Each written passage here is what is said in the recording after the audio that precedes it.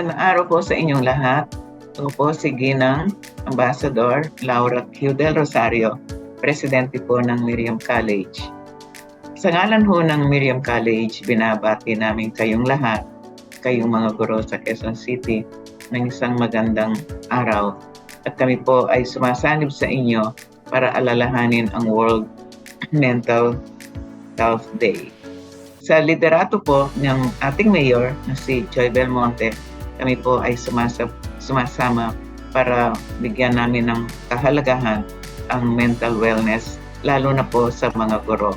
Kaya kami po ay sumasama sa mga Quezon City teachers tayo para po ating mapangalagaan ang ating mental wellness. Ngayon, bakit po importante sa amin ito? Kami po kasi ay nag-iisip na ang dami-dami na mga problema ng ating mga kabataan ngayon, at tayo po bilang mga guro ay sumasama sa kanilang mga problema sa buhay dahil tayo lang kung minsan ang kanilang mapagsabihan kung anong kanilang naaalala at inaalala at alalahanin maliban sa kanilang mga magulang. At kung minsan ang mga problema po ay ang kanilang mga kasama sa bahay, ang kanilang mga pamilya. Kaya tayo pong mga guro, kung minsan po nangangailangan din tayo ng pag-aruga, ng pag-alala sa ating sariling well-being, mental well-being sa atin. Kaya po kami po sa Miriam College, ang aming hangal ay makatulong sa inyo sa inyong pag-develop ng inyong peace, positivity, at saka po productivity bilang guro ng Quezon City. At kami po sa pamamagitan po ng aming kakayanan at ng aming pong mga human resources dito, kami po ay nagbibigay sa inyo ng aming mga serbisyo. Kami po ay magtuturo sa inyo once a month sa loob po ng 10 buwan tungkol sa mental wellness, at kami po ay may mga magtuturo sa inyo sa guidance, counseling, sa psychology, sa child care, sa family relationships, at evidence-based data kung ano po ang mga napag-aaralan tungkol sa psikolohiya at saka po sa mental wellness ng isang tao, at kung ano po kung ano po ang umiiral ngayon sa ating paligid. Siguro po ay inyong napansin sa inyong pagtuturo, lalo na po noong pagkatapos po ng COVID, ay naging para po mas mabigat, di po ba, ang pagtuturo at pag-alaga ng mga bata.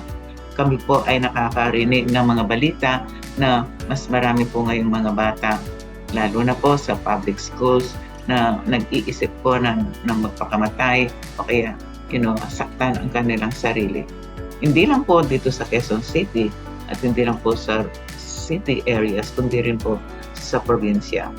Kaya kami po bilang isang kolehiyo ay binibigyan po namin ng prioridad ang mental wellness ng ating mga tagaturo, ng ating mga teachers. At through sa Quezon City Teachers tayo webinar series, tayo ho ay mag-aaral lang sabay-sabay. Tingnan natin po kung bakit nangyayari itong mga problema at paano po natin bigyan ng solusyonan nito.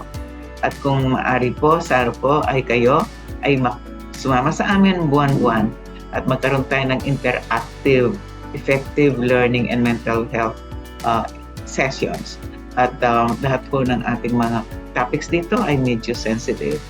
At ang mga webinar po ito ay recorded, kaya kayo ay pwedeng pumasok at makinig dito sa mga webinars na ito. At sa bawat webinar, bibigyan namin po kayo ng Certificate of Participation.